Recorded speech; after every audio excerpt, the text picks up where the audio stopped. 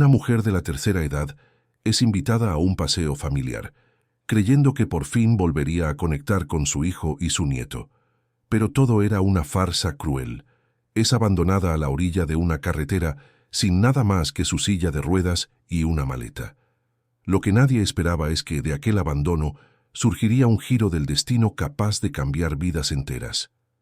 Si esta historia te interesó, no te olvides de suscribirte a nuestro canal y dinos desde qué ciudad nos estás viendo. Continuamos, te prometo que esta será la mejor historia que vas a escuchar en tu vida.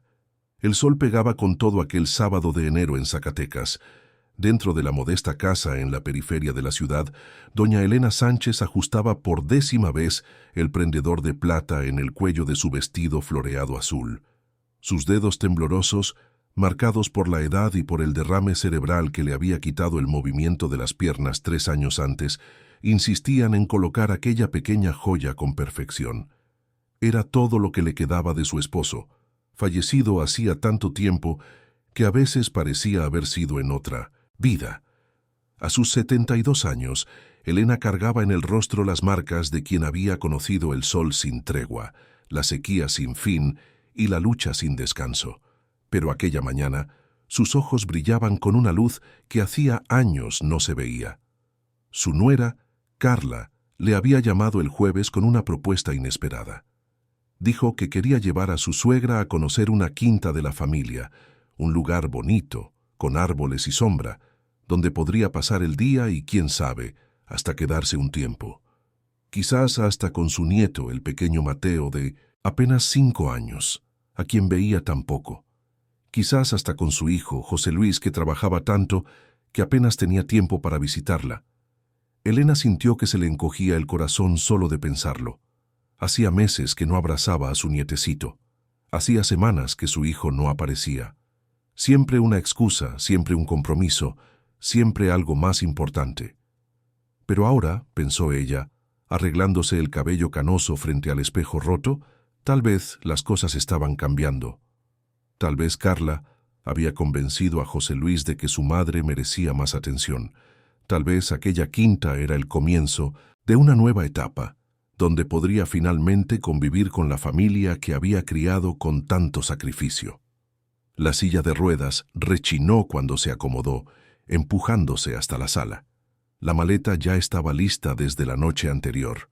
Dentro, acomodó con cuidado los medicamentos para la presión, los documentos viejos que guardaba en una carpeta de plástico desgastada, una muda de ropa y el rosario que su madre le había dado décadas atrás.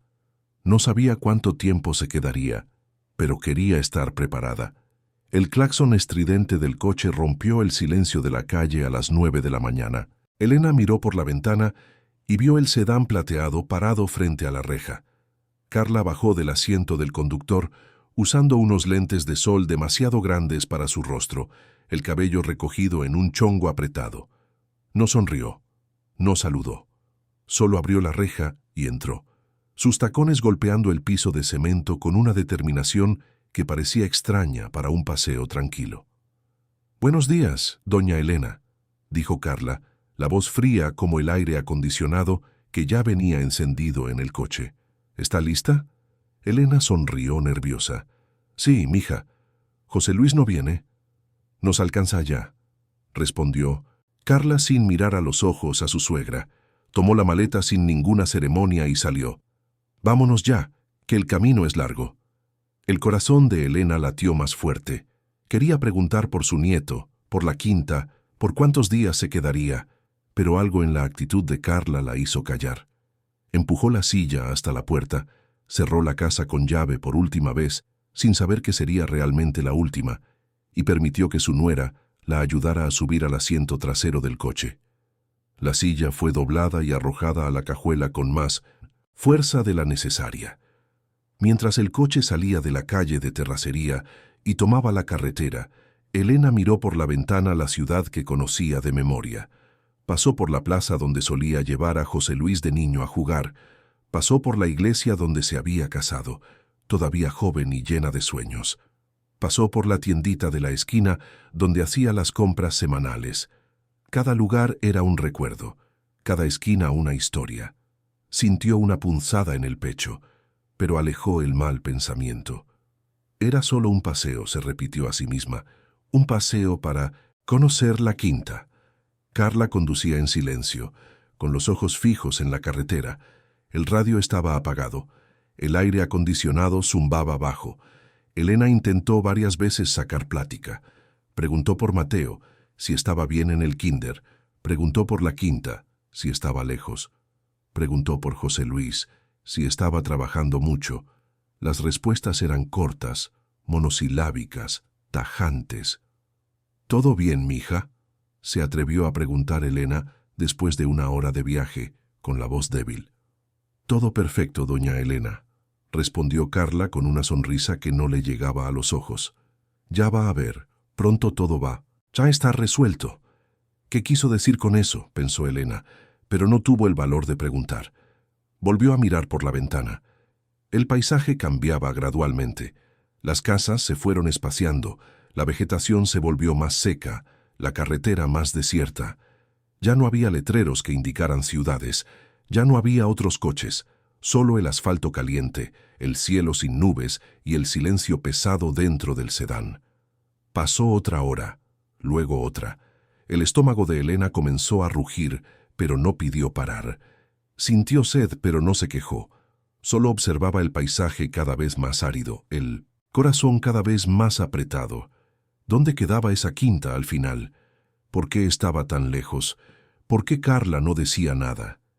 De repente, el coche salió del asfalto y entró en un camino de tierra. El polvo se levantó en nubes espesas. El coche se sacudía en los baches. Elena se agarró del asiento de enfrente tratando de no caerse. Carla conducía demasiado rápido para ese tipo de camino. Parecía tener prisa. Parecía querer llegar pronto a algún lugar. O tal vez, pensó Elena con un escalofrío, parecía querer deshacerse de algo. Finalmente, después de media hora más en aquel camino de tierra que parecía no tener fin, Carla detuvo el coche. No había nada allí. Ninguna quinta, ninguna casa, ninguna cerca. Solo el descampado seco, algunos arbustos bajos, un alambrado de púas a lo lejos y el sol despiadado del mediodía. Carla apagó el motor. El silencio fue absoluto. Elena sintió que la sangre se le helaba en las venas. «Llegamos», dijo Carla, quitándose los lentes de sol. «¿Y la quinta?», preguntó Elena con la voz temblorosa. Carla se giró en el asiento, encarando a su suegra por primera vez desde que salieron de Zacatecas. Sus ojos eran duros, fríos, vacíos de cualquier emoción que no fuera desprecio. «No hay ninguna quinta, doña Elena». El corazón de la anciana falló un latido. «¿Cómo que no hay?». «Usted es una carga», dijo Carla con una calma aterradora. «Para mí, para José Luis, para todo el mundo. Ya no aguantamos más. Usted come, toma medicinas caras, ocupa espacio. La casa en la que vive vale dinero. La pensión que recibe alcanza para muchas cosas. Pero usted está ahí, ocupándolo todo, gastándolo todo, impidiéndonos vivir». Elena sintió las lágrimas quemarle los ojos. «Pero soy la mamá de José Luis. Lo crié sola, trabajé toda la vida para darle todo. Y él está agradecido, créame», continuó Carla abriendo la puerta del coche, tanto que firmó el poder notarial sin siquiera leerlo, pobrecito. Pensó que era solo para arreglar unos problemas en el IMSS. Ni se imagina que ahora la casa es mía, la pensión es mía, todo es mío. Elena no podía procesar lo que estaba escuchando. Poder notarial, casa, pensión. «Esto no puede estar pasando», pensó. «Es una pesadilla. Voy a despertar». Pero no era una pesadilla. Era real, terriblemente real. Carla salió del coche, abrió la puerta trasera, sacó la silla de ruedas de la cajuela y la armó rápidamente. Luego, con una fuerza sorprendente, arrastró a Elena fuera del coche y la sentó en la silla. Tomó la maleta y la arrojó sobre el regazo de la anciana. «Mis medicinas», murmuró Elena todavía en shock. «Mis documentos». «Ahí está todo», respondió Carla volviendo al coche. «También tiene agua en la maleta. Es más de lo que mucha gente tiene». «No puedes hacer esto», logró decir Elena con la voz ronca. «José Luis no lo va a permitir». «José Luis cree que usted está en un asilo de lujo», dijo Carla encendiendo el motor. «Y lo seguirá creyendo hasta que yo decida contarle la verdad, si es que algún día se la cuento. Pero relájese, doña Elena. ¿Quién sabe? A lo mejor alguien pasa por aquí. El campo está lleno de gente buena, ¿no?». La sonrisa cruel en el rostro de Carla fue lo último que Elena vio antes de que el coche diera marcha atrás y desapareciera en una nube de polvo. Se quedó allí, paralizada, viendo cómo el sedán plateado se convertía en solo un punto en el horizonte y luego se desvanecía por completo. El silencio regresó, un silencio diferente a cualquier otro que Elena hubiera experimentado. No era el silencio tranquilo de la madrugada, ni el silencio reconfortante de una tarde de descanso. Era un silencio vacío, pesado, desesperante. El silencio de quien está completamente sola en medio de la nada, sin rumbo, sin esperanza, sin nadie. Miró a su alrededor. El camino de tierra se extendía en ambas direcciones, desapareciendo en el horizonte. No había casas, no había personas, no había sombra. Solo el sol abrasador del mediodía, el cielo azul sin nubes y la terrible certeza de que había sido abandonada para morir. Las primeras lágrimas cayeron calientes por sus mejillas arrugadas. No eran lágrimas de miedo, todavía no. Eran lágrimas de dolor, de traición, de una decepción tan profunda que parecía rasgarle algo por dentro. ¿Cómo era posible? ¿Cómo el hijo que había criado, que había amamantado, que había acunado en las noches difíciles, podía permitir que esto sucediera? ¿Cómo podía Carla ser tan cruel? ¿Cómo podía el mundo ser tan injusto? Pero las lágrimas no resolvían nada. Elena se secó el rostro con el dorso de la mano. Necesitaba pensar, necesitaba actuar. Quedarse allí parada era esperar la muerte segura. Miró a los lados de nuevo. A la derecha, el camino parecía perderse en una llanura interminable. A la izquierda, en el horizonte, había lo que parecía ser un poste de luz. Donde hay poste, pensó, hay cable. Donde hay cable, hay una ciudad, o al menos algún rancho. Decidida, empujó las ruedas de la silla. El esfuerzo era inmenso. El camino de tierra estaba lleno de piedritas y baches. A cada pocos metros, la silla se atascaba. Los brazos, ya frágiles por la edad, le dolían. El sol le quemaba la piel descubierta. La boca comenzaba a secársele, pero siguió. Empujó. Se detuvo para respirar. Empujó de nuevo, metro por metro, centímetro por centímetro. Pasó media hora, quizás una hora.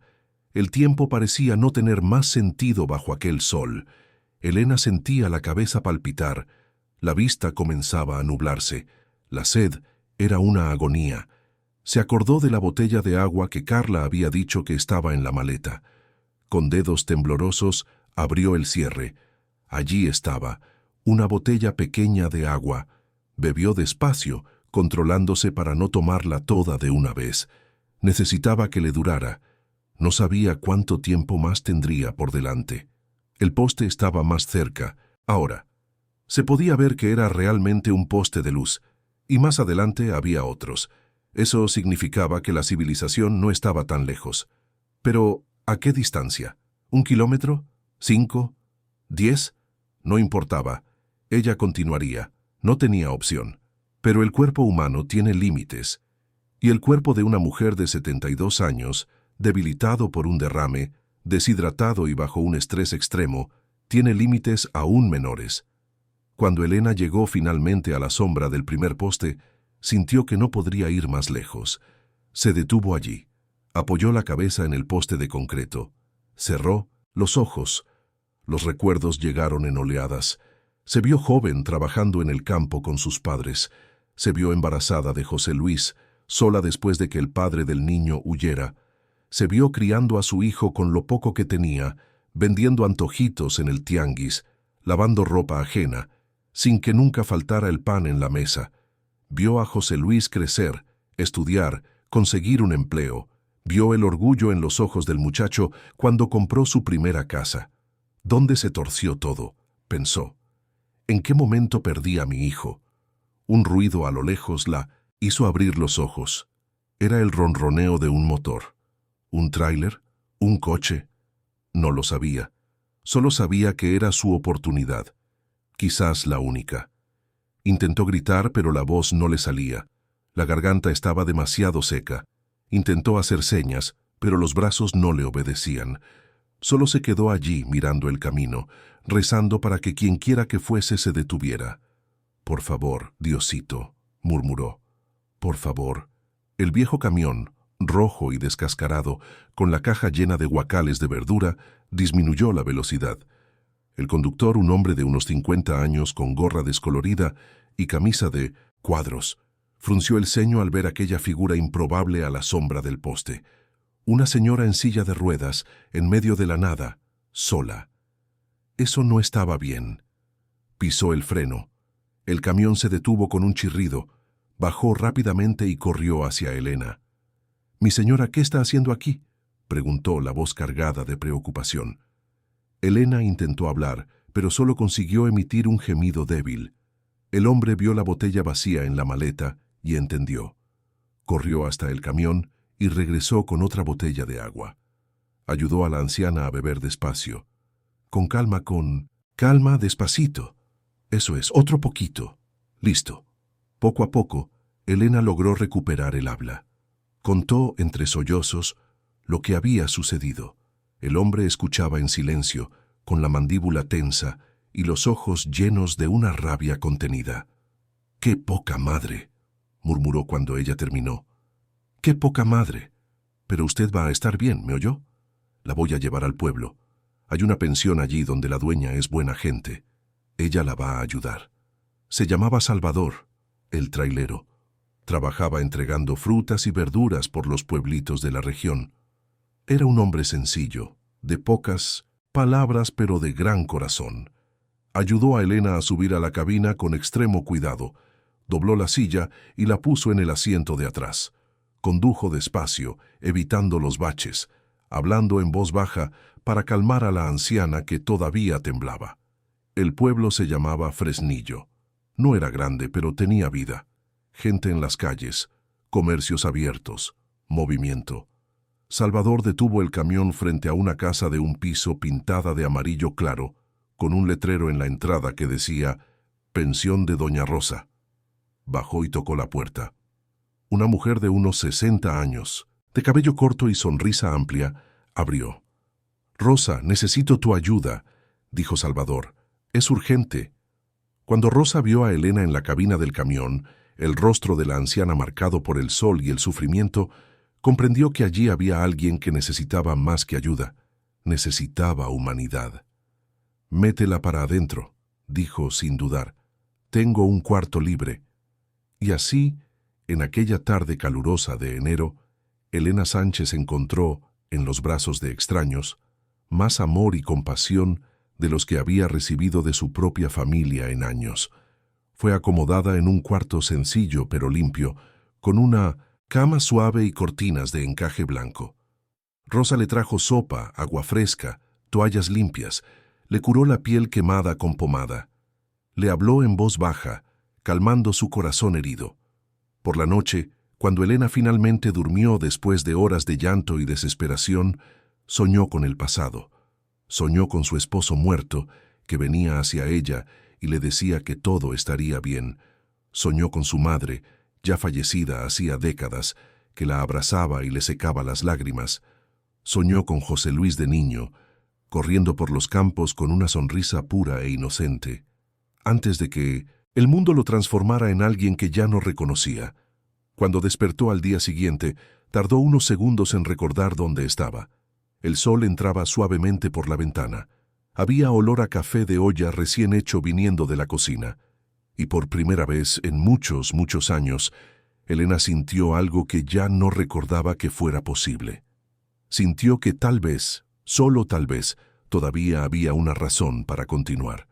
Los primeros días en la pensión de Doña Rosa transcurrieron como un despertar lento y cuidadoso. Elena se despertaba asustada cada madrugada, con el corazón acelerado, pensando que todavía estaba en aquella carretera desierta bajo el sol despiadado. Pero entonces oía los sonidos de la casa, el canto de los pájaros en el patio, el ruido de las ollas en la cocina, y recordaba que estaba a salvo, estaba viva, estaba, por primera vez en mucho tiempo, en un lugar donde alguien se preocupaba por ella. Rosa Pérez era viuda desde hacía 15 años.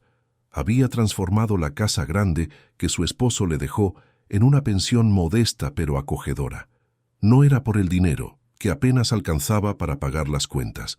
Era por la compañía, por la sensación de tener vida alrededor, voces, historias, humanidad. Cuando Salvador apareció aquella tarde con Elena, Rosa sintió en el corazón que aquella mujer no era una huésped cualquiera. Era alguien que el destino había puesto en su camino por una razón.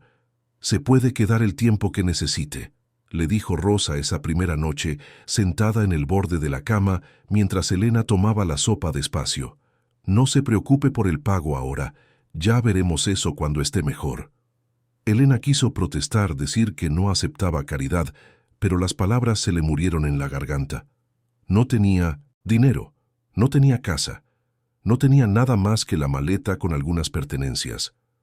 Aceptó, y en esa aceptación hubo una rendición no a la derrota, sino a la posibilidad de que tal vez, solo tal vez, todavía existiera bondad en el mundo. La rutina de la pensión era simple y reconfortante. Rosa se levantaba temprano, hacía café de olla y chilaquiles. Había otros 2 huéspedes además de Elena. Uno era Walter, un mecánico de unos 35 años que alquilaba el cuartito del fondo desde hacía 2 años. Un hombre callado, de pocas palabras, pero de corazón inmenso. Trabajaba en un taller cercano y estaba ahorrando para abrir su propio negocio. El otro era Marcos, un chalán de trailero de unos 22 años, que se quedaba en la pensión en los intervalos entre viajes. Un muchacho alegre, bromista, siempre con una historia divertida que contar. Cuando Rosa les explicó la situación de Elena a los 2, la reacción fue inmediata. Walter construyó una rampa en la entrada de la casa para facilitar el acceso de la silla de ruedas. Marcos ayudó a adaptar el baño, instalando barras de apoyo que consiguió con un conocido. No hicieron un escándalo, no esperaron agradecimientos, simplemente lo hicieron porque era lo correcto. Elena lloró cuando vio las adaptaciones, no de tristeza, sino de algo que no había sentido en tanto tiempo que le costó reconocerlo. Gratitud, pura y simple gratitud. Con el paso de los días, comenzó a integrarse a la vida de la pensión. Ayudaba a Rosa a pelar verduras en la cocina. Les cosía la ropa rota a los muchachos. Contaba historias del campo de antes, cuando todo era más difícil pero de cierta forma más humano. Por la noche, todos se reunían en la sala para ver la telenovela. Rosa hacía palomitas, Walter traía refrescos. Marcos inventaba teorías descabelladas sobre lo que iba a pasar con los personajes, y Elena se reía. Se reía de verdad, con el corazón ligero, como no se había reído en años. Pero las noches todavía eran difíciles. Acostada en la oscuridad, mirando el techo, Elena pensaba en José Luis. ¿Sabría lo que había pasado? ¿La extrañaría? ¿Le importaría? El dolor de la traición todavía estaba fresco, pulsando como una herida abierta. Había criado a ese niño sola, había renunciado a todo para que él estudiara, para que tuviera oportunidades, para que fuera alguien en la vida. Y al final, él la había abandonado. O peor, había permitido que la abandonaran. La rabia venía en oleadas. No era solo contra Carla, aunque la nuera fuera la arquitecta del plan cruel. Era contra José Luis también. Porque aunque lo hubieran engañado, ¿cómo un hijo no se da cuenta de que su madre desapareció? ¿Cómo no sospecha cuando su esposa le dice que la anciana está en un asilo? ¿Cómo no va a visitarla? No le llama, no verifica. Pero junto con la rabia venía también una tristeza profunda. Elena sabía que había perdido a su hijo mucho antes de aquel abandono en la carretera. Lo había perdido poco a poco, a lo largo de los años, mientras él se distanciaba, mientras las visitas se hacían más raras, mientras Carla asumía cada vez más control sobre su vida. ¿Cómo no había visto las señales? ¿Cómo había sido tan ciega? Una tarde, 3 semanas después de llegar a la pensión, Elena estaba organizando sus cosas en el ropero cuando una vieja carpeta de plástico se cayó de la maleta. Era una de esas carpetas transparentes que alguna vez tuvieron color pero que el tiempo borró. Dentro había documentos antiguos, amarillentos, algunos casi deshaciéndose en los bordes. Elena tomó la carpeta con cuidado. Casi se había olvidado de esos papeles. Eran documentos de su padre, Octavio Sánchez, fallecido cuando ella tenía apenas 22 años. Un hombre duro, trabajador, que pasó toda su vida tratando de hacer producir un pedazo de tierra que había heredado de su abuelo. Tierra seca, tierra ingrata, tierra que no daba más que nopales y piedras. Murió joven, consumido por el trabajo y la frustración. Le dejó a Elena, su única hija, aquel terreno como herencia. Ella había guardado los papeles por décadas, más por sentimentalismo que por creer que tuvieran algún valor. Después de todo, ¿quién iba a querer ese pedazo de tierra en medio de la nada? Pero ahora, mirando esos documentos con atención por primera vez en años, Elena vio algo que no recordaba. El terreno estaba en la Sierra de Órganos, una región que en los últimos años estaba siendo objeto de proyectos de turismo ecológico. ¿Todavía existiría esa tierra? ¿Todavía sería suya? Decidió mostrarle los documentos a Rosa. «A ver», dijo Rosa examinando los papeles con atención. «Esto parece una escritura. Y mire, todavía tiene el registro. ¿Nunca intentó vender?» Elena negó con la cabeza. Ni sabía si valía algo. Es una tierra seca, en medio de la nada. ¿Quién la iba a querer? Rosa pensó por un momento. Conocía a un muchacho, Bruno, sobrino de una amiga, que estaba terminando la facultad de Derecho en Zacatecas. Un muchacho serio, derecho, que hacía algunos trabajos pro bono para ayudar a gente necesitada.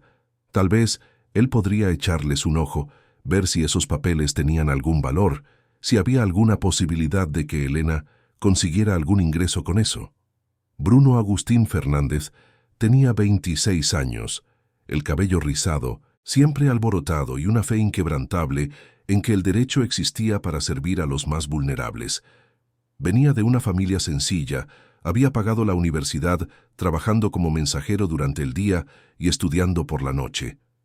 Ahora, a punto de graduarse, soñaba con abrir un despacho popular que le cobrara a quien pudiera pagar para atender gratis a quien no pudiera. Cuando Rosa le llamó contándole la historia de Elena, Bruno se indignó. ¿Cómo era posible tanta crueldad? Decidió en ese mismo momento que la ayudaría. 2 días después, un sábado por la mañana, apareció en la pensión con Sisi, una carpeta de documentos y una laptop vieja. «Doña Elena, es un placer conocerla», dijo estrechando la frágil mano de la anciana con respeto. «Vamos a ver qué podemos hacer». Pasó horas examinando los documentos, haciendo búsquedas en Internet, llamando a notarías. Elena lo observaba ansiosa, sin entender muy bien lo que estaba buscando. Rosa servía café y galletas, también curiosa. Walter y Marcos aparecieron durante el almuerzo, se enteraron de lo que estaba pasando y se unieron al grupo en la sala. Fue a media tarde cuando Bruno levantó los ojos de la pantalla de la computadora, con el rostro pálido y una expresión de incredulidad. «Doña Elena, ¿sabe dónde queda exactamente ese terreno?» Elena lo describió lo mejor que pudo recordar. Una zona serrana, cerca del rancho El Carrizal, un área que en la época de su padre era considerada sin valor alguno. Bruno giró la laptop hacia ella. En la pantalla, un mapa mostraba la región, y una noticia de periódico de hacía 6 meses, anunciando un gran proyecto de resort ecológico y residencial de lujo en la Sierra de Órganos. La constructora responsable estaba pagando cantidades altísimas por los terrenos de la región para hacer viable el proyecto. «¿Su terreno?», dijo Bruno lentamente, como si apenas pudiera creer lo que estaba diciendo. «Queda justo en medio del área que quieren desarrollar, y según estos documentos, la posesión sigue siendo legalmente suya. Usted nunca vendió, nunca transfirió». Esto vale mucho dinero, doña Elena. Muchísimo dinero. El silencio que siguió fue denso. Elena miraba la computadora sin comprender del todo. Rosa se llevó la mano a la boca. Walter y Marcos se miraron, boquiabiertos. ¿Cuánto?, logró preguntar Elena con la voz temblorosa. Bruno hizo algunos cálculos, consultó algunas páginas, le llamó a un colega que trabajaba con derecho inmobiliario. Cuando colgó tenía los ojos brillantes. Si logramos probar la posesión y venderle a esta constructora, usted podría recibir entre 2 y 3 millones de pesos. La sala dio vueltas. Elena sintió que se iba a desmayar. Rosa corrió hacia ella con un vaso de agua. Los muchachos se acercaron preocupados, pero la anciana estaba bien, solo estaba en shock, un shock profundo. ¿Millones?, repitió como si la palabra no tuviera sentido. ¿Millones de pesos? Bruno asintió, serio. Pero hay un camino que recorrer, doña Elena. Necesitamos buscar los documentos complementarios, actualizar el registro, probar que usted es la legítima propietaria. Y tenemos que hacerlo rápido, antes de que alguien intente impugnar o que la constructora compre los terrenos vecinos y aísle el suyo. Yo puedo encargarme de todo si usted me autoriza. Elena lo miró a los ojos. Veía en él a un joven sincero, honesto, que quería ayudar, pero también veía algo más. Veía la oportunidad que Dios, o el destino, o el azar, estaba poniendo en sus manos. La oportunidad no solo de sobrevivir, sino de transformar esa tragedia en algo más grande, en algo que tuviera significado. «Puedes encargarte, sí», dijo con una firmeza que la sorprendió hasta a ella misma. «Pero quiero hacerlo bien, quiero que todo sea legal, honesto. No quiero robarle a nadie. Si esta tierra es mía, lo probamos. Si no lo es, nos damos por vencidos». Bruno sonrió. «Ya verá, doña Elena, la justicia va a prevalecer. Esta vez va a prevalecer». Los meses siguientes fueron de intensa actividad. Bruno trabajó incansablemente, juntando documentos, hablando con notarías antiguas, encontrando testigos que conocieron a Octavio Sánchez y podían dar fe de la propiedad de la tierra. Fue hasta la región, fotografió el terreno, mapeó los límites. Descubrió que, en efecto, la constructora estaba desesperada por adquirir ese lote específico, pues se encontraba en una posición estratégica del proyecto. Mientras tanto, en la pensión, la vida seguía su ritmo, pero ahora había una esperanza en el aire, una expectativa. Elena comenzó a soñar despierta.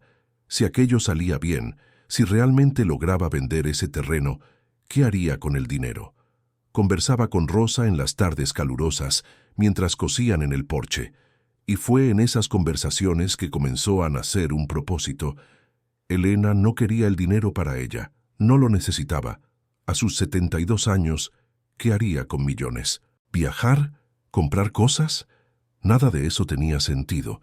Lo que tenía sentido era usar esa bendición para ayudar a otros que estuvieran en la misma situación en la que ella había estado.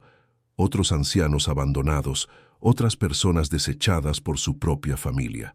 «Quiero hacer un asilo», le dijo una tarde a Rosa, «un lugar donde los ancianos abandonados puedan vivir con dignidad, con respeto, con cariño, un lugar donde nadie sea tratado como una carga». Rosa tenía lágrimas en los ojos. «Y yo quiero ayudarla a hacerlo, doña Elena. Vamos a hacerlo juntas». Fue a finales del cuarto mes, en 1900, una tarde de junio, que Bruno llamó. Su voz vibraba de emoción. «Doña Elena, lo logramos. La posesión fue reconocida. La tierra es legalmente suya, y la constructora ya hizo una oferta oficial. 2,5 millones. Quieren cerrar el trato pronto». Elena respiró hondo. «Puedes aceptar», dijo. «Cierra el negocio». 3 semanas después, el dinero estaba depositado en una cuenta que Bruno le había ayudado a abrir. Elena miraba el saldo en el cajero automático y apenas podía creerlo. Allí estaba. Ese número inmenso. Esa cantidad que transformaría no solo su vida, sino la vida de tantas otras personas. Lo primero que hizo fue pagarle a Bruno. El muchacho intentó negarse, diciendo que lo haría gratis, pero Elena insistió. «Tienes un don, mijo», le dijo, «y ese don debe ser recompensado para que puedas seguir ayudando a otros». Le pagó el equivalente a 2 años de trabajo del joven abogado, dinero suficiente para que él abriera su despacho popular y realizara su sueño. Después, llamó a Salvador. El tráilero que la había salvado estaba en medio de un viaje, pero cuando regresó y Rosa le dijo que Elena quería verlo, apareció en la pensión ese mismo día. La anciana estaba en el porche esperándolo. «Salvador, usted me salvó la vida», dijo sin rodeos. «Si no fuera por usted, yo habría muerto en esa carretera. Por eso quiero darle algo». Le entregó un sobre. Dentro había dinero para un camión nuevo. Salvador intentó negarse diciendo que hizo lo que cualquier persona haría, pero Elena fue firme. «No es caridad, es justicia. Usted merece tener un camión bueno, que no se descomponga a cada rato, que no le dé tanto trabajo. Acéptelo». El hombre grande, fuerte, acostumbrado a la dureza del campo, lloró como un niño. Aceptó el regalo con la humildad de quien sabe reconocer una bendición. Con Rosa, Elena tuvo una conversación especial un domingo por la mañana. Se sentaron en la cocina, solo las dos, con café fresco y pan de elote. «Rosa, tú me abriste tu casa cuando yo no tenía nada. Me diste techo, comida, cariño. Me trataste como familia. Por eso, quiero que esta pensión sea tuya de verdad. Voy a comprar este inmueble para ti, sin deudas, sin mensualidades. Va a ser tuyo». Rosa lloró tanto que Elena pensó que se iba a sentir mal. Pero eran lágrimas de felicidad, de gratitud, de alivio. La pensión era rentada, y Rosa vivía en la cuerda floja, siempre con miedo de no poder pagar la renta, de perder todo lo que había construido. Ahora era libre. Era dueña de su propio destino. Walter y Marcos también fueron recompensados. Al mecánico, Elena le dio el dinero para abrir su propio taller. Al chalán de trailero, le pagó un curso técnico en logística que el muchacho siempre había soñado hacer. Ninguno de ellos esperaba nada. Ninguno había ayudado pensando en una recompensa. Pero Elena quería que supieran que su bondad no había sido olvidada. Con todo eso hecho, todavía quedaba mucho dinero. Y Elena tenía planes, grandes planes, pero sabía que antes de ponerlos en práctica, había un ajuste de cuentas pendiente, un enfrentamiento que era inevitable, porque en algún lugar, en Zacatecas, José Luis y Carla vivían sus vidas, creyendo que se habían librado de la carga, viviendo en la casa que era de ella, gastando la pensión que era de ella, convencidos de que nunca serían responsabilizados. Pero estaban equivocados. Elena Sánchez, la mujer que habían abandonado para morir, estaba viva, estaba fuerte y estaba lista para enfrentarlos, no por venganza, aunque la rabia todavía le quemaba en el pecho, sino por justicia, y por todas las demás personas que, como ella, habían sido desechadas, olvidadas, tratadas como si no tuvieran valor. Era hora de demostrar que toda vida tiene valor, que toda persona merece dignidad, y que las acciones tienen consecuencias, siempre las tienen. En Zacatecas, la vida de José Luis Sánchez seguía su curso aparentemente tranquilo. Se levantaba temprano, iba a trabajar a la empresa de materiales de construcción donde era gerente y regresaba al final de la tarde. Carla cuidaba de Mateo, administraba la casa, hacía las compras. Todo parecía estar en orden. Todo parecía estar bien. Pero bajo la superficie tranquila había una tensión que José Luis fingía no percibir. Hacía 6 meses que su madre estaba en el asilo. Al menos eso era lo que Carla decía. Un asilo particular, con buena atención, donde la estarían cuidando bien. José Luis nunca la había visitado. Carla siempre tenía una excusa. El asilo está lejos. Tu mamá se está adaptando. Es mejor no molestarla ahora. Pidió un tiempo. Y José Luis, cansado de las discusiones, aceptaba las excusas. En el fondo, una parte de él estaba incluso aliviada. Ya no tenía que preocuparse por su madre. Ya no tenía que lidiar con la culpa de verla consumirse en aquella casa modesta. Alguien la estaba cuidando. Era suficiente. O al menos eso se decía a sí mismo en las noches en que el remordimiento venía a visitarlo. Fue un lunes de agosto cuando todo comenzó a cambiar. José Luis estaba en la oficina cuando recibió una llamada de un número desconocido. Una voz masculina y educada se presentó como representante de la constructora Horizonte Serrano. Preguntaba por un terreno en la región de la Sierra de Órganos que, según sus registros, pertenecía a la familia Sánchez. José Luis frunció el ceño. ¿Terreno? ¿Qué terreno? No sabía de ningún terreno. El hombre explicó que era una propiedad antigua, registrada a nombre de Octavio Sánchez, que luego había pasado a Elena Sánchez. Estaban tratando de localizar a los herederos porque tenían interés en adquirir el área. Octavio era el abuelo que José Luis apenas había conocido. Elena, su madre, un terreno de la familia. José Luis sintió que el corazón se le aceleraba. ¿Podría valer algo? El hombre dudó. Bueno, señor José Luis, ya negociamos con la propietaria actual. Solo estamos llamando para confirmar datos del inventario. La venta ya se concretó. ¿Propietaria actual? ¿Qué propietaria? Su madre estaba en un asilo. ¿Cómo podría haber vendido algo? José Luis pidió más detalles. El hombre, al percibir la confusión, fue cauteloso. Explicó que Elena Sánchez había firmado personalmente toda la documentación hacía 3 meses, asistida por un abogado. La venta se había cerrado por 2,5 millones de pesos. José Luis casi tira el teléfono. ¿2,5 millones? Imposible. Su madre no tenía ningún terreno. Su madre no tenía dinero. Su madre estaba en un asilo, incapaz de tomar decisiones. Había un error. Un fraude. Alguien se estaba haciendo pasar por su madre. Tenía que avisar a la policía, cancelar esa venta fraudulenta.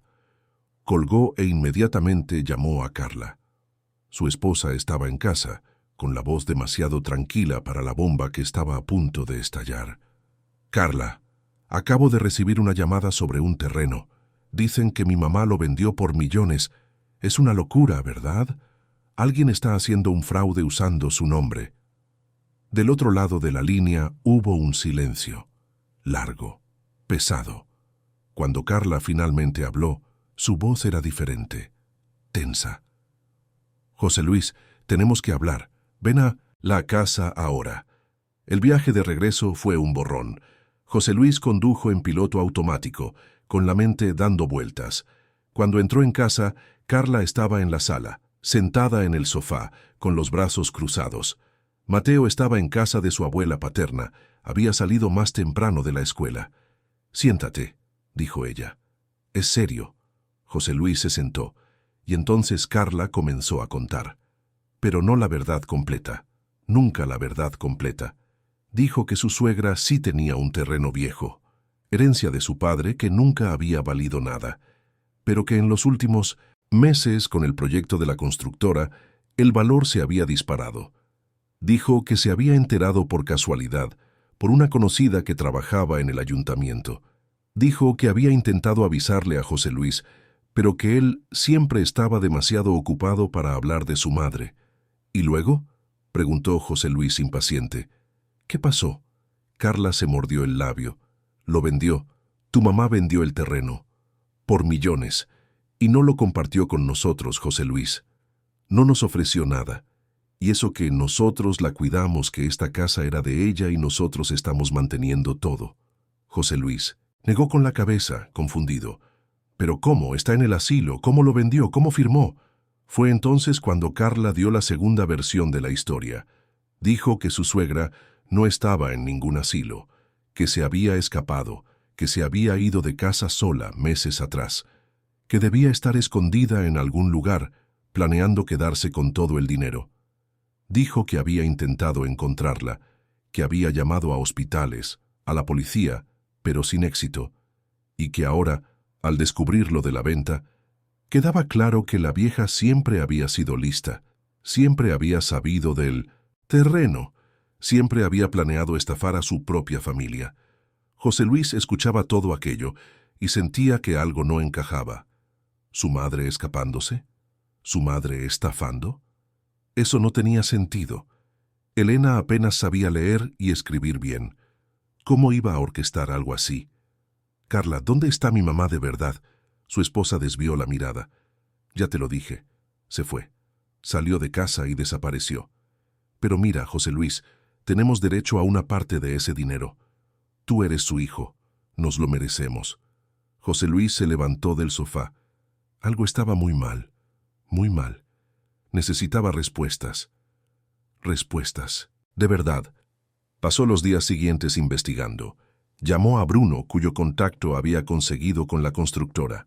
El joven abogado fue cauteloso, pero confirmó que Elena estaba viva, lúcida, y había vendido el terreno legalmente. También confirmó que estaba viviendo en Fresnillo, en una pensión. No le dio la dirección, pero José Luis era persistente. Con algunas llamadas, algunos contactos, descubrió el nombre de la pensión de Doña Rosa. Cuando le contó a Carla que había encontrado a su madre, la reacción de su esposa fue extraña. Se puso pálida, nerviosa. Dijo que no era buena idea ir hasta allá, que debían mandar a un abogado, que Elena podía estar peligrosa, desequilibrada. ¿Peligrosa? ¿Mi mamá? José Luis comenzó a sospechar. «Carla, ¿qué hiciste?» «Nada», respondió ella demasiado rápido. «No hice nada, solo estoy preocupada por ti, por nosotros». Pero José Luis no le creyó. El sábado siguiente, sin avisarle a su esposa, tomó el coche y condujo hasta Fresnillo. Carla se enteró y fue tras él. No podía dejar que su esposo llegara primero. No podía dejar que escuchara la versión de su suegra antes de preparar el terreno. Necesitaba llegar al mismo tiempo, controlar la historia, mantener las mentiras en pie. La pensión de Doña Rosa estaba silenciosa aquella mañana de sábado, cuando el coche de José Luis se detuvo enfrente. Bajó despacio, con el corazón latiendo descontroladamente. Fue hasta la puerta y tocó.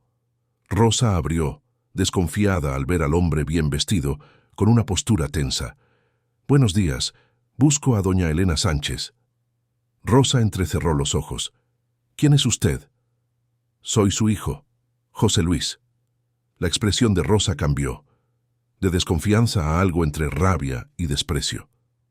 El hijo, el que había permitido que todo aquello sucediera. Iba a cerrarle la puerta en la cara cuando Elena apareció en el pasillo, en su silla de ruedas. «Está bien, Rosa, yo hablo con él». La voz de su madre hizo que José Luis se helara. ¿Cuánto tiempo hacía que no la oía? 6 meses. 7. Y ahora allí estaba, más delgada, más vieja, pero extrañamente más fuerte también. Los ojos que lo miraban ya no tenían esa sumisión dulce de antes. Tenían firmeza, tenían dolor, tenían decepción. «Mamá», comenzó José Luis, pero no supo cómo continuar. «Entra», dijo Elena. «Creo que tenemos mucho de qué hablar». Fue entonces cuando llegó Carla, vio el coche de su esposo y entró apresurada en la pensión. Y cuando sus ojos se encontraron con los de Elena, por primera vez en meses, tuvo la certeza de que todo estaba perdido. «Carla», dijo Elena con una calma aterradora, «qué bueno que viniste también. Facilita las cosas». Los 4 se reunieron en la sala de la pensión. Rosa se quedó cerca, con Walter y Marcos. Bruno también apareció, avisado por Elena de que este día llegaría. La tensión se podía cortar con un cuchillo. José Luis se sentó en una silla, mirando a su madre como si la viera por primera vez. «Mamá, ¿qué está pasando? Me dijeron que vendiste un terreno. Me dijeron que desapareciste de casa. No entiendo nada». Elena respiró hondo. «Entonces te voy a explicar, mijo. Te voy a contar exactamente lo que pasó». Y le contó. Todo. Desde la llamada de Carla prometiendo el paseo en la quinta, el largo viaje, la parada en medio de la nada, el abandono, la certeza de que iba a morir allí, el rescate de Salvador, la acogida en la pensión, el descubrimiento del terreno, la venta, todo. José Luis se puso pálido, negaba con la cabeza, rehusándose a creer. «No, eso no puede ser verdad. Carla no haría eso». Elena le mostró documentos, fotos que Rosa había tomado de las quemaduras de sol cuando llegó, el testimonio de Salvador, registros médicos del centro de salud local. Todo comprobaba su versión. «¡Mentira!», gritó Carla, levantándose. «Está inventando todo. Se fue por su cuenta. Está tratando de perjudicarnos. Pero José Luis miraba los documentos, miraba a su madre, miraba a su esposa, y por primera vez en años, realmente miraba. Veía a la mujer que lo había criado sola, que había sacrificado todo por él, que nunca había mentido en toda su vida. Veía a la esposa que siempre había sido controladora, manipuladora, que siempre había querido más, siempre había exigido más. Y entendió, finalmente entendió. «Carla», dijo lentamente, «¿qué hiciste?» «Nada», repitió ella, pero la voz le fallaba. «Yo no hice nada». «Me hiciste firmar un poder», continuó Elena. «Me hiciste firmar diciendo que era para el IMSS. Transferiste mi casa a tu nombre, mi pensión, todo. Y después me llevaste a esa carretera y me abandonaste. Me dejaste allí para morir». «Mentira». «Y tú, José Luis», dijo Elena mirando a su hijo, «tú firmaste papeles sin leer. Creíste todo lo que ella te decía sin cuestionar. No fuiste a verme ni una sola vez en 6 meses. Ni una llamada, ni un mensaje, nada». Las lágrimas comenzaron a rodar por el rostro de José Luis. «Mamá, yo no sabía. Ella me dijo que estabas bien. Dijo que estabas en un buen asilo, yo le creí». «Quisiste creerle», corrigió Elena con una dureza que él nunca había oído en su voz, «porque era más fácil. Porque así no tenías que molestarte. No tenías que lidiar con una madre vieja, enferma, dependiente. Era más fácil creer la mentira». José Luis se derrumbó. Lloró como no lloraba desde que era niño. «Mamá, perdóname, por favor. Fui un débil, fui un idiota, pero te amo. Siempre te he amado». Elena sintió que se le encogía el corazón. Quería abrazar a su hijo. Quería decirle que todo estaba bien. Pero no lo estaba. No estaba todo bien. Y si lo hacía, estaría diciendo que el abandono había sido aceptable, que la negligencia era perdonable. Y no lo era. «El amor no lo justifica todo, José Luis», dijo. «El amor necesita acciones, presencia, respeto. Y tú no me diste eso desde hace mucho tiempo». Carla, viendo que la situación estaba perdida, intentó jugar su última carta. Ahora está rica, por eso lo hace. Quiere el dinero solo para ella. Siempre fue una interesada. Bruno se levantó. «Señora Carla, le sugiero que se detenga. Tengo aquí documentos que comprueban la transferencia fraudulenta de bienes. Tengo testigos del abandono. Tengo todo lo que necesito para procesarla penalmente. La única razón por la que doña Elena no lo ha hecho todavía es porque quiso darle a su hijo la oportunidad de conocer la verdad primero». Carla miró a su alrededor. Estaba acorralada. Intentó salir corriendo, but Walter y Marcos bloquearon la puerta. No de forma amenazante, solo firmes. «Siéntate, Carla», ordenó Elena. «Todavía no hemos terminado». Lo que siguió fueron horas de confrontación. Carla intentó mantener sus mentiras, pero una a una fueron deshechas. Intentó culpar a José Luis, pero él ahora veía claramente cómo había sido manipulado. Intentó amenazar, pero ya no tenía terreno firme. Al final, solo quedó la verdad cruda, desnuda. Ella lo había planeado todo. Quería los bienes de Elena. Quería deshacerse de la suegra que consideraba un peso. Y casi lo había logrado. José Luis le pidió el divorcio allí mismo, frente a todos. Carla salió de la pensión a gritos, prometiendo venganza, diciendo que se llevaría a Mateo. Pero José Luis estaba decidido. Había perdido demasiado tiempo. Le había fallado a su madre. No volvería a fallar. Cuando se quedaron solos, madre e hijo, el silencio fue pesado. José Luis se arrodilló frente a la silla de ruedas.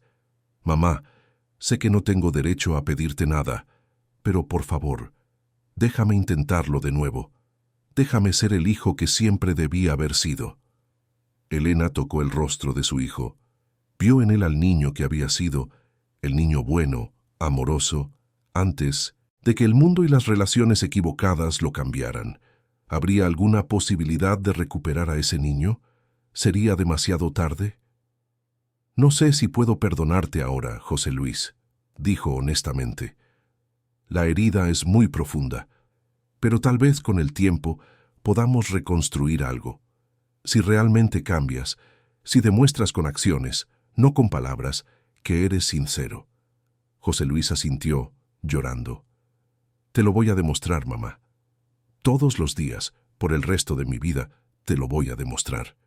Elena lo abrazó, y en ese abrazo había dolor, había un perdón parcial, había una esperanza cautelosa. Pero también había la certeza de que ella ya no era la mujer sumisa que aceptaba cualquier cosa. Era una mujer que conocía su valor y que nunca, jamás, permitiría que la trataran como algo desechable de nuevo. Los meses que siguieron al enfrentamiento fueron de profunda transformación para todos los involucrados. José Luis regresó a Zacatecas, pero ya no como el hombre que había sido. Inició el proceso de divorcio, que Carla impugnó ferozmente, pero sin éxito. Las pruebas del fraude y del abandono eran demasiado sólidas. Consiguió la custodia compartida del pequeño Mateo y por primera vez en años comenzó a ser realmente un padre presente. Cada fin de semana, José Luis hacía el viaje hasta Fresnillo. Llevaba a Mateo, quien poco a poco fue conociendo a la abuela que apenas sabía que existía. Las primeras visitas fueron tensas, incómodas. Elena no sabía cómo actuar con su nieto, y el niño estaba confundido con todo lo que estaba sucediendo en su vida. Pero con paciencia, con tiempo, con amor genuino, el puente comenzó a reconstruirse. Elena compró libros de cuentos infantiles y pasaba horas leyéndole a su nieto. Rosa hacía pasteles especiales los días de visita. Walter llevaba al niño a ver los coches en el taller.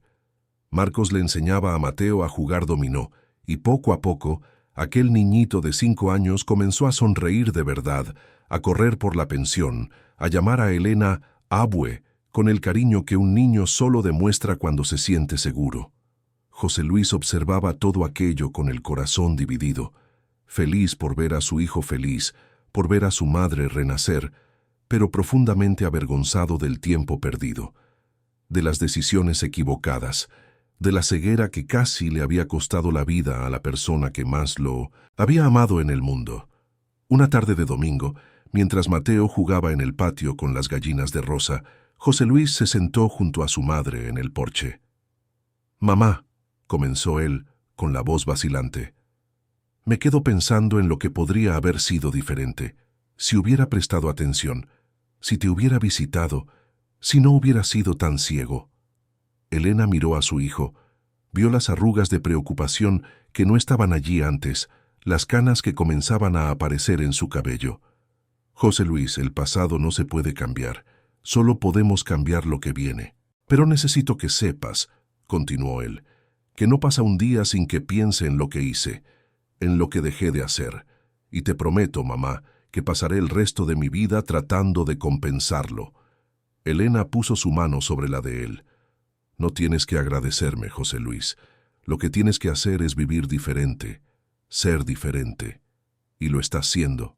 Lo veo en la forma en que miras a Mateo, en la forma en que hablas con él, en la forma en que estás aquí, cada fin de semana, sin falta. Eso es más que palabras.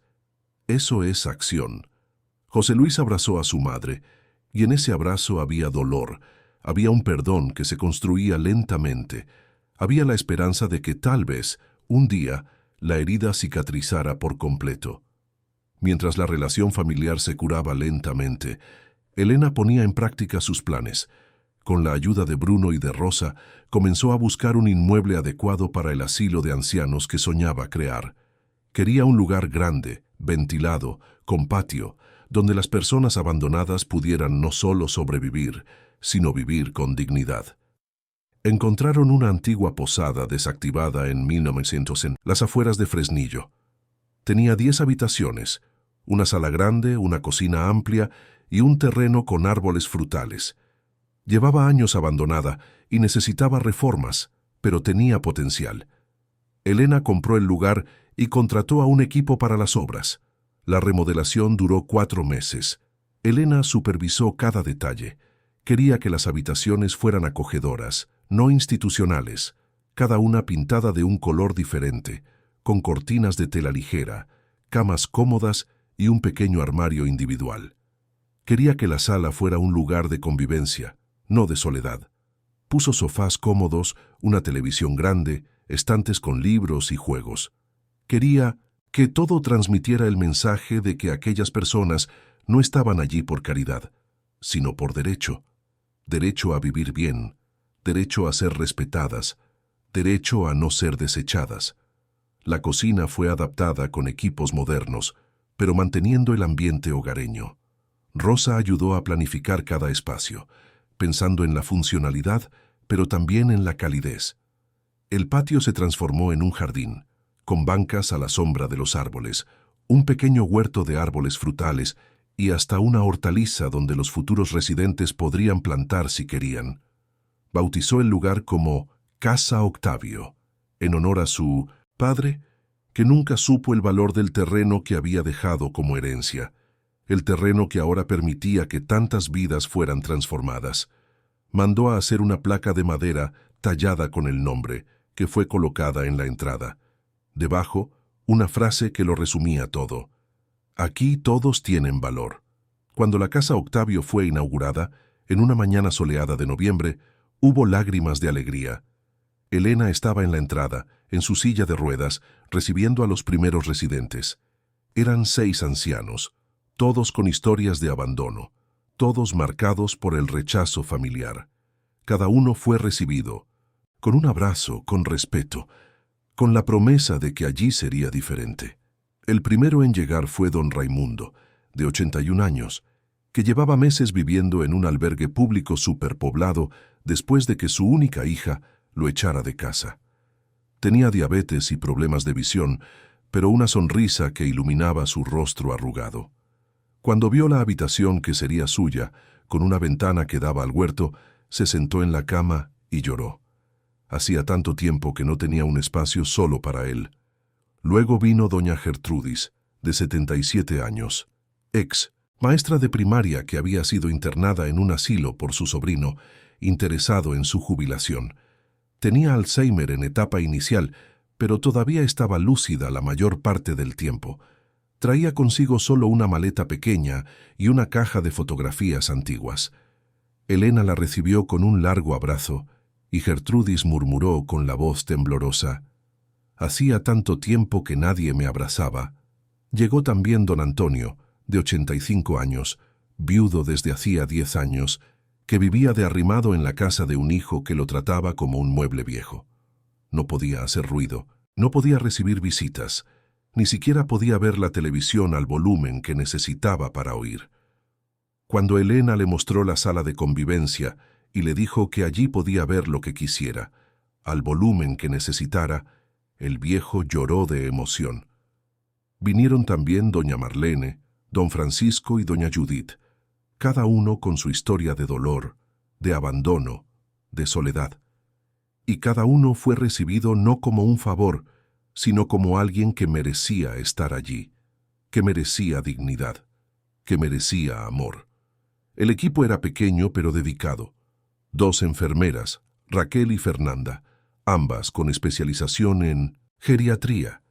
Una cocinera, doña Socorro, que cocinaba como si estuviera haciendo comida para su propia familia. Y 2 cuidadores, Miguel y Juliana, jóvenes pero extremadamente dedicados, todos capacitados, todos elegidos a dedo por Rosa y Bruno. Nada de malos tratos, nada de negligencia. Cada residente tendría atención médica regular, actividades, compañía, tendría vida. Elena visitaba la Casa Octavio todos los días. A veces pasaba toda la tarde allí, conversando con los residentes, escuchando sus historias, compartiendo las suyas. Se creó una rutina afectuosa. Por la mañana, desayuno colectivo en la cocina, con chilaquiles recién hechos y café de olla. Después, cada uno hacía lo que quería. Algunos veían la televisión, otros jugaban dominó o damas, algunos preferían leer o simplemente sentarse en el patio a observar los pájaros. Doña Gertrudis, en los días en que la memoria estaba bien, le daba clases de español a Juliana, que estaba haciendo un curso de auxiliar de enfermería y necesitaba mejorar su escritura. Don Raimundo, que había sido carpintero toda su vida, ayudaba a Miguel a arreglar pequeñas cosas que se rompían. Don Antonio, que tenía una voz bonita, cantaba canciones antiguas que emocionaban a todos. Poco a poco, aquel grupo de extraños, unidos por el dolor del abandono, se transformó en una familia. Celebraban los cumpleaños juntos, con pastel y las mañanitas. Veían la telenovela juntos, comentando cada capítulo, haciendo teorías sobre lo que iba a pasar. Los domingos, cuando José Luis llevaba a Mateo a visitar a Elena, terminaban todos yendo a la casa Octavio. Al niño le encantaban los abues, como llamaba a cada uno. Corría de uno a otro, pidiendo historias, mostrando los dibujos que había hecho en la escuela, y aquellos ancianos que habían sido desechados por su propia familia florecían con la atención del niño. Don Raimundo le hacía juguetes de madera a Mateo. Doña Gertrudis le enseñaba rimas antiguas. Don Antonio le cantaba canciones de cuna. Era hermoso de ver. Era una cura para todos los involucrados. Pero Elena no se detuvo ahí. Con el dinero que aún le quedaba, y era bastante, realizó su segundo sueño. Una casa de transición para personas en situación de vulnerabilidad. No sería solo un lugar para dormir y comer.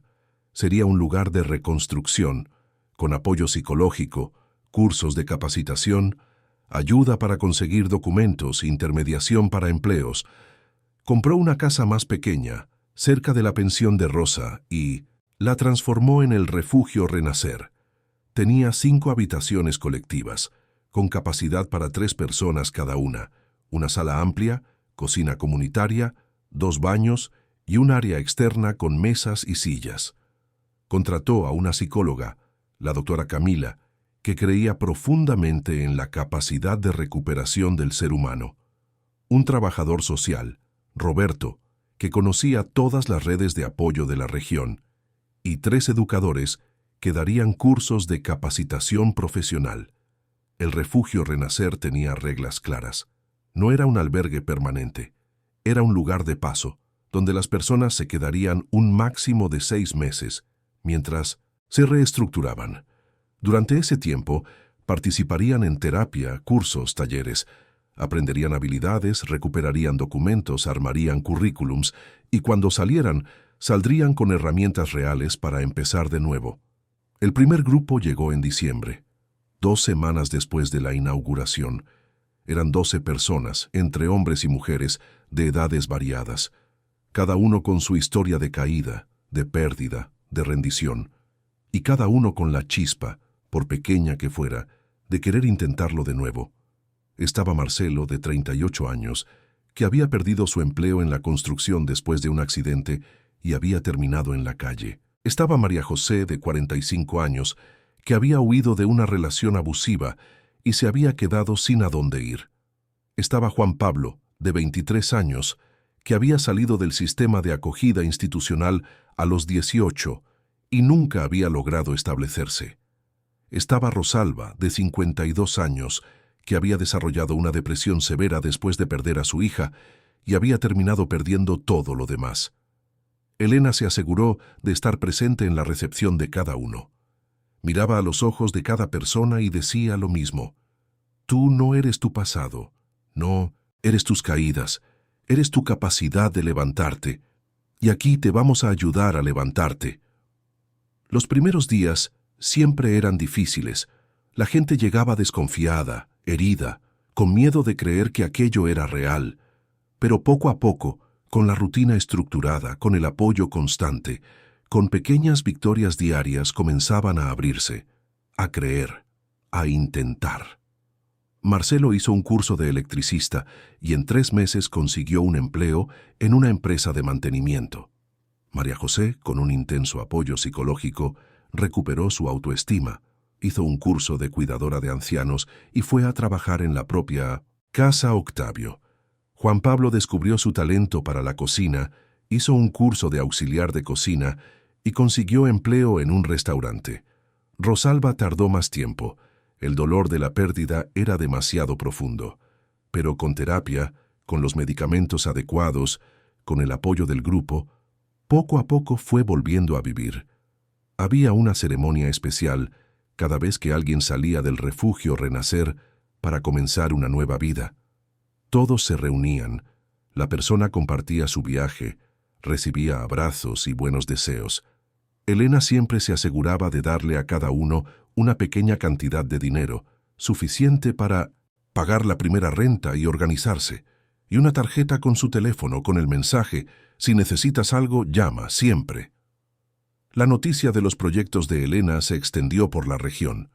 Los periódicos locales hicieron reportajes, la televisión regional envió un equipo. Elena concedió entrevistas, siempre humilde, siempre dirigiendo el foco no hacia ella, sino hacia las personas que estaban siendo ayudadas. Quería que el mundo supiera que los ancianos no son cargas, que las personas en situación de calle no son invisibles, que todo ser humano merece una oportunidad. Fue en una de esas entrevistas que Carla vio a su ex-suegra en la televisión. Estaba viviendo en un cuartito rentado, amargada, furiosa, procesada por la justicia, pero libre bajo fianza. Veía a aquella mujer que había intentado destruir, ahora rica, famosa, admirada, y sintió una rabia que la consumía. No era justo, no podía ser así. Ella merecía parte de ese dinero. Tenía derecho. En la mente distorsionada de Carla comenzó a formarse un plan. Si no podía conseguirlo por la ley, lo conseguiría por la emoción, por el chantaje. Sabía que José Luis era el punto débil de Elena, y sabía que un niño siempre era un as bajo la manga. 3 meses después de la inauguración de la Casa Octavio, en una tarde lluviosa de febrero, Carla apareció en la pensión de Doña Rosa. Estaba diferente, más delgada, con ojeras profundas, el cabello desarreglado, y cargaba a una niña en brazos, una bebé de pocos meses. Rosa fue a abrir la puerta y casi se la cierra en la cara, pero Carla fue rápida. «Necesito hablar con doña Elena. Es urgente. Es sobre esta niña». Rosa, desconfiada, llamó a Elena. La anciana llegó a la sala y cuando vio a su ex-nuera con un bebé en brazos, sintió un escalofrío. «Elena», dijo Carla con una voz que intentaba sonar dulce pero salía falsa, «esta es Sofía, hija de José Luis, tu nieta». El suelo pareció abrirse bajo la silla de ruedas. ¿Hija de José Luis? Él no había mencionado nada. No había dicho que Carla estuviera embarazada cuando se separaron. ¿O sería realmente de él? Carla vio la confusión en el rostro de su ex-suegra y aprovechó. «Sí, es de él. Descubrí que estaba embarazada después de que me dejó. Ahora estoy sola, sin dinero, con una niña que criar. Y tú nadando en millones, mientras tu propia nieta pasa necesidades». Elena miró a la bebé. Era una niña preciosa, de ojos grandes y mejillas regordetas. Parecía sana, bien cuidada. Pero había algo que no encajaba. Carla nunca había mencionado un embarazo, ni en los meses antes del divorcio, ni durante el proceso. ¿Por qué escondería algo así? «Carla», dijo Elena con calma, «si esta niña es realmente mi nieta, la voy a ayudar. Pero antes tenemos que hacer un examen, una prueba de ADN, para estar seguros». Carla palideció. Intentó argumentar, decir que era un absurdo, que era obvio que la niña era de José Luis, que solo estaba pidiendo lo que era justo. Pero Elena fue firme. Sin prueba no había conversación. Bruno ya había sido llamado, ya estaba en camino. El joven abogado llegó rápidamente, trayendo consigo documentos e información que dejaron a Carla acorralada. Hizo algunas preguntas sobre el embarazo. ¿Cuándo dijo Carla que se había enterado? ¿En qué mes había nacido la bebé? ¿Dónde estaba el acta de nacimiento? ¿En qué hospital había hecho el control prenatal? Las respuestas de Carla fueron evasivas, contradictorias. Bruno pidió ver el acta. Carla dijo que la tenía en casa, que la traería después. Pero el abogado insistió. Llamó a la maternidad donde Carla afirmó haber dado a luz. No había registro de su parto allí. Llamó al registro civil de la región.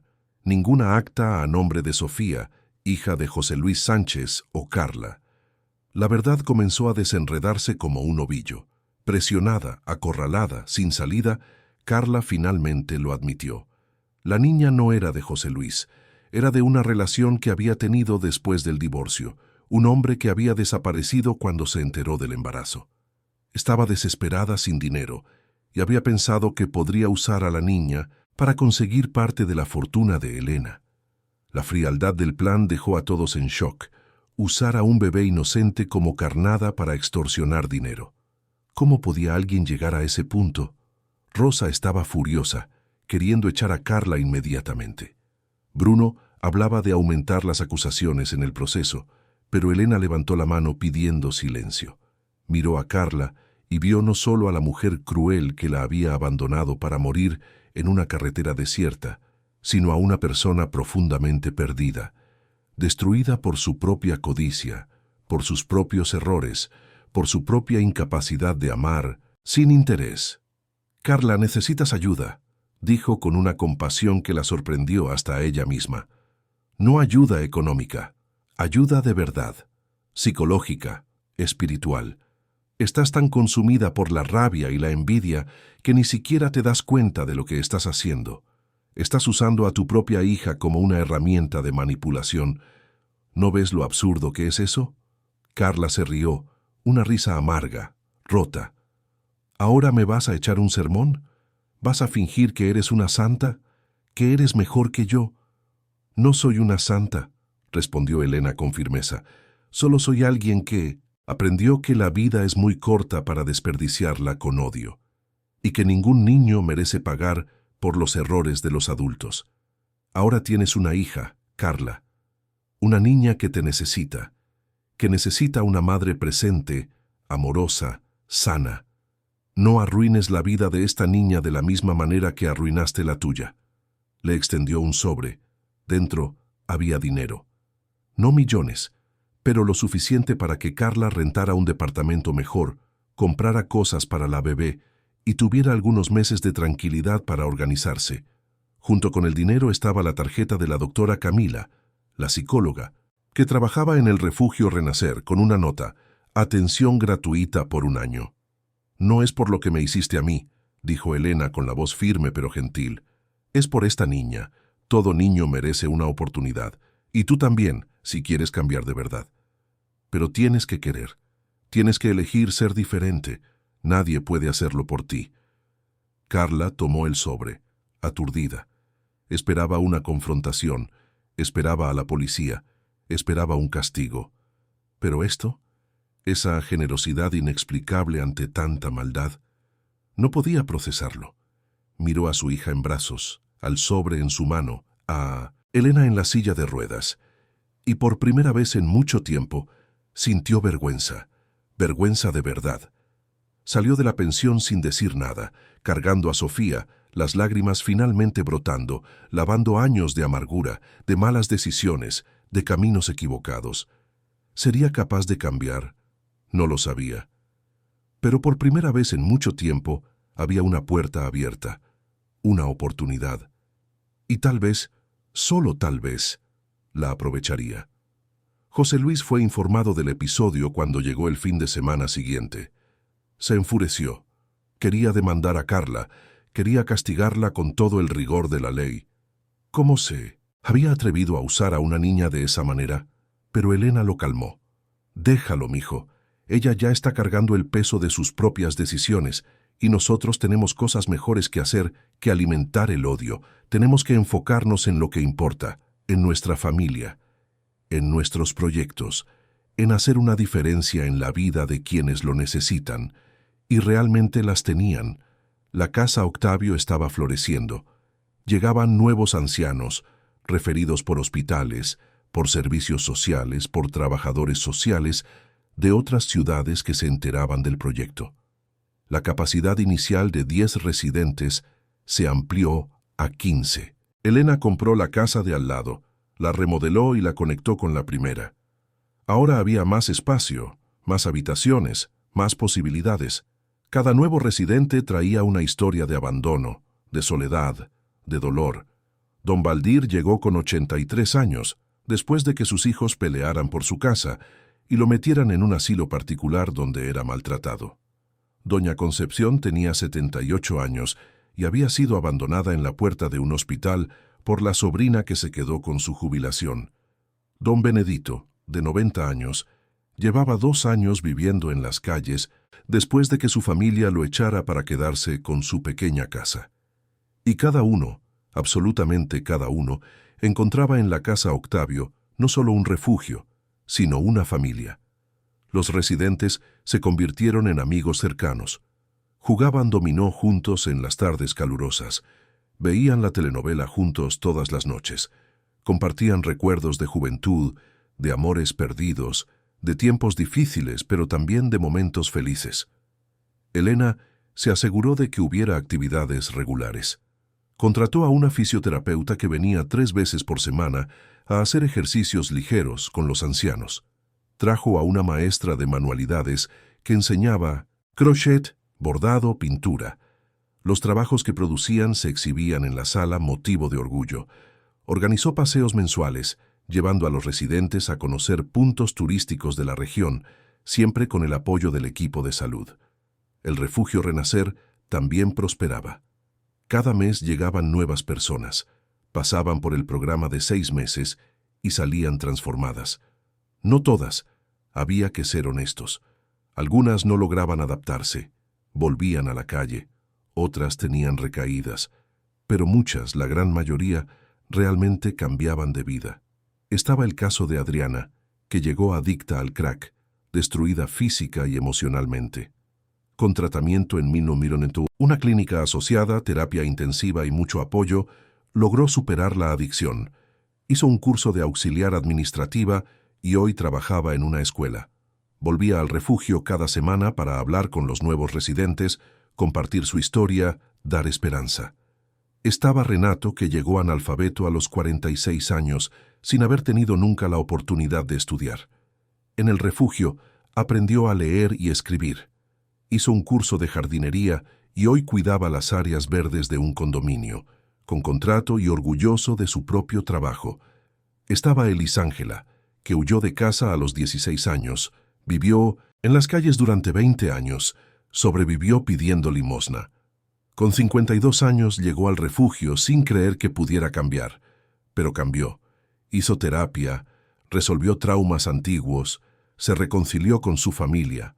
Hoy vive con su hermana, trabaja como empleada doméstica y finalmente tiene una vida digna. Había fiestas el día que cada persona salía con su vida reorganizada, yéndose a vivir sola o con su familia, comenzando de nuevo. Todos se reunían en el área externa del refugio, había pastel, refrescos, muchos abrazos.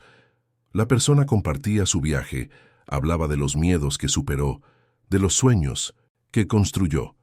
Y Elena se aseguraba de estar presente, de abrazar a cada uno, de decirles que creía en ellos, que siempre había creído, y siempre le daba a cada uno, además de la cantidad para empezar, una pequeña planta, un brote de algún árbol o flor, con el mensaje: cuídala como te estás cuidando a ti, vela crecer, y recuerda que tú también estás creciendo. La pensión de Rosa se convirtió en el centro de todo. Elena vivía allí, pero ahora en una habitación más grande en la planta baja, totalmente adaptada a sus necesidades. Tenía su propio baño con barras de apoyo, una pequeña sala de estar, una ventana amplia con vista al patio. Rosa era más que una amiga, era una hermana del alma. Pasaban horas conversando, planeando nuevos proyectos, soñando con qué más podrían hacer. Walter había abierto su taller mecánico, prosperaba, pero todavía almorzaba en la pensión todos los domingos. Traía a su novia, Cristina, una muchacha dulce que trabajaba como maestra. Hablaban de casarse para el año siguiente. Marcos había completado su curso de logística, había conseguido empleo en una gran empresa de transportes, pero también visitaba religiosamente. Decía que la pensión era su verdadero hogar, que aquellas personas eran su verdadera familia. Salvador aparecía siempre que pasaba por la ciudad con su camión nuevo. Se estacionaba frente a la pensión, bajaba con costales de fruta fresca, legumbres, verduras. Nunca aceptaba pago. Decía que era su forma de agradecer, que ningún dinero en el mundo pagaría lo que Elena había hecho por él, no solo el camión, sino la dignidad de saber que un simple gesto de bondad valía tanto.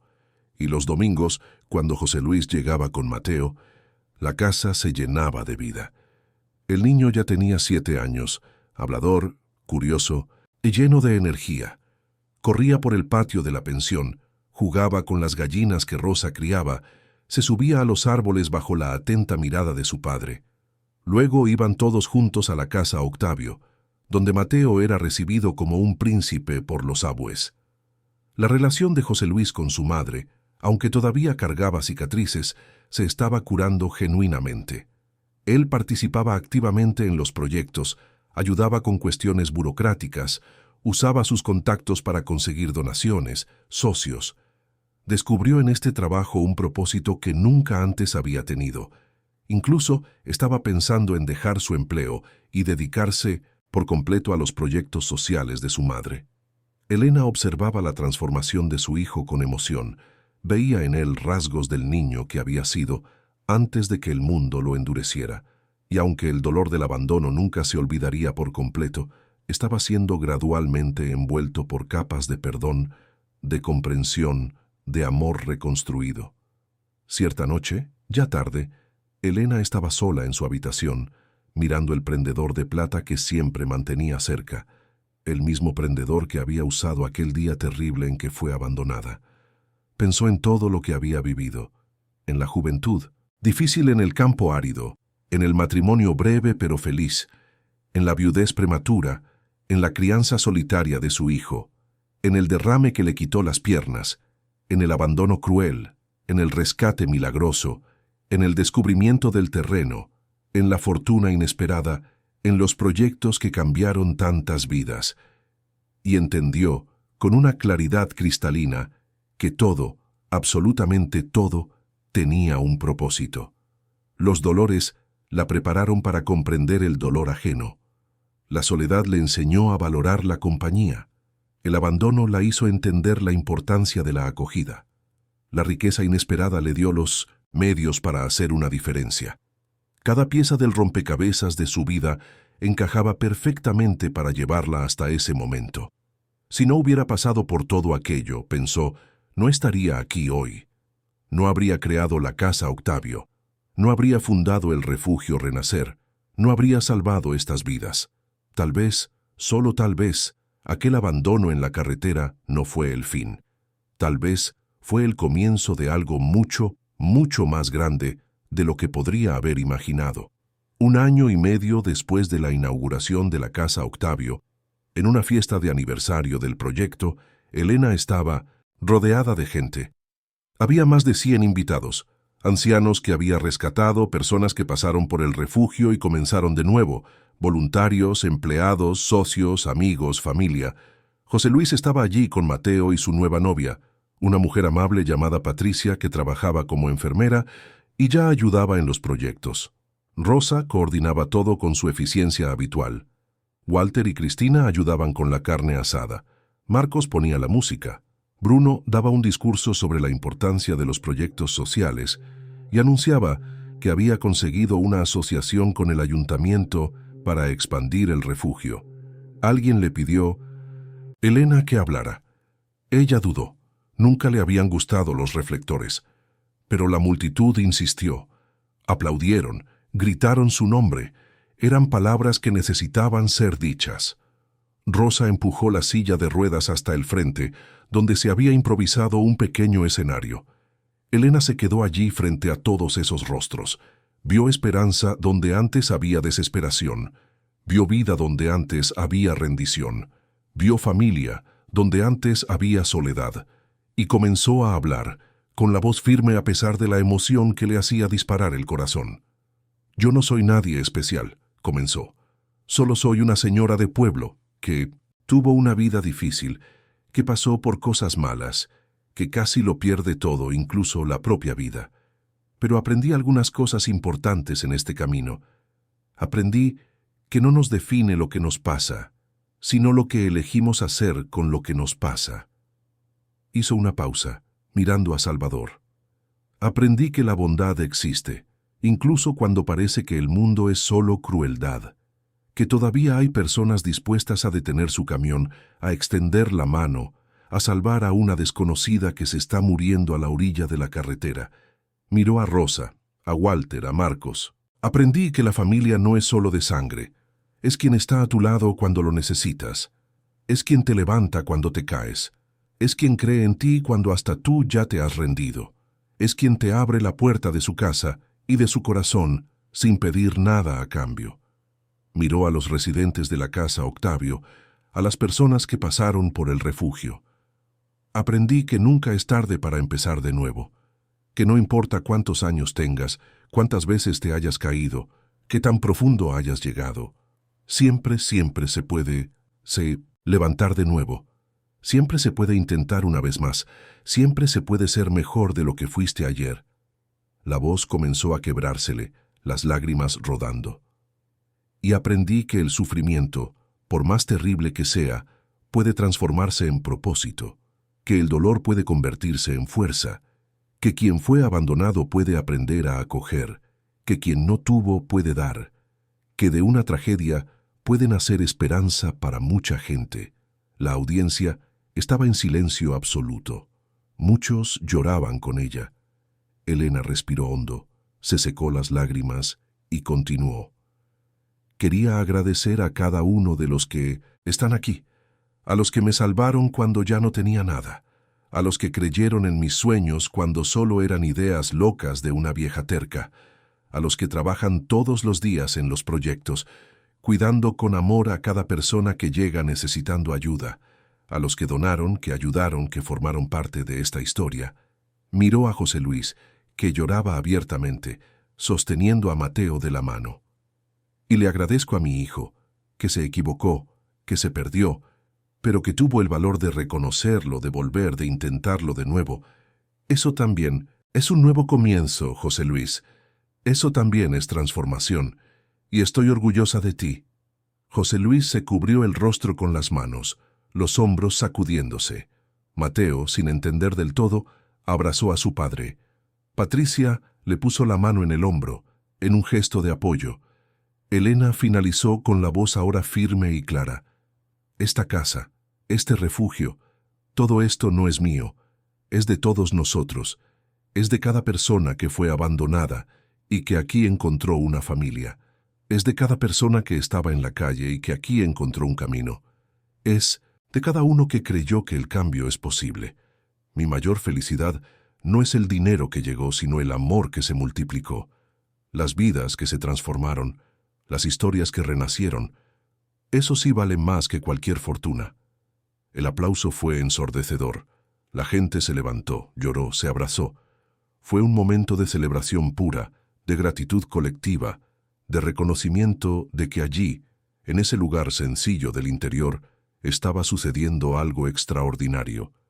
Cuando la fiesta terminó, y todos se fueron cuando las luces se apagaron y el silencio regresó, Elena se quedó sola en el porche de la casa Octavio. Era una noche clara, con estrellas visibles en el cielo sin contaminación del campo. La brisa suave traía el olor a tierra mojada de la lluvia que había caído más temprano. Miraba hacia arriba, a ese infinito de luces parpadeantes, y pensaba en su padre Octavio, en su madre, en su esposo, en todos los que ya se habían ido. «Espero que estén orgullosos», murmuró a las estrellas. «Espero que entiendan que intenté hacer lo mejor que pude con lo que me fue dado. Tomé ese pedazo de tierra que ustedes dejaron que parecía no valer nada y lo transformé en vida, en esperanza, en amor». Una estrella fugaz cruzó el cielo, rápida, luminosa. Elena cerró los ojos y pidió un deseo. No para ella, nunca para ella. Pidió que los proyectos continuaran, incluso después de que ella partiera. Que otras personas tomaran la estafeta, que otras casas Octavio nacieran, que otros refugios renacer se multiplicaran, que nadie, nunca más, fuera abandonado para morir en una carretera, que nadie fuera desechado como si no tuviera valor. Cuando abrió los ojos, sintió una paz que nunca antes había sentido, una paz que venía de la certeza de que su vida tenía un significado, que sus dolores no habían sido en vano, que su sufrimiento había dado frutos, que ella importaba, que había hecho una diferencia, que había amado y había sido amada. A los 74 años, cuando muchos creerían que la vida ya estaba escrita, que el final estaba cerca, que ya no había tiempo para grandes logros, Elena Sánchez descubrió que apenas estaba comenzando, porque la verdadera vida, la vida que realmente importa, no se mide en años, se mide en amor, en conexiones, en vidas tocadas, en diferencias hechas, en semillas plantadas que seguirán creciendo mucho después de que las manos que las plantaron ya no estén aquí. Y bajo ese criterio, Elena Sánchez no solo había comenzado a vivir, sino que estaba viviendo plenamente. Cada día era una nueva oportunidad de hacer el bien. Cada persona que llegaba era una nueva oportunidad de demostrar que la empatía todavía existe. Cada sonrisa recuperada, cada lágrima secada, cada nuevo comienzo presenciado, todo eso era una victoria. Todo eso era vida. El viento meció los árboles del patio. En algún lugar un perro ladró. Más lejos, una música sonaba bajito. La vida seguía su curso, simple y extraordinaria al mismo tiempo. Y Elena, sentada allí en su silla de ruedas, bajo el cielo estrellado del campo que la vio nacer, se sintió completa. Se sintió en paz. Se sintió, finalmente, en casa.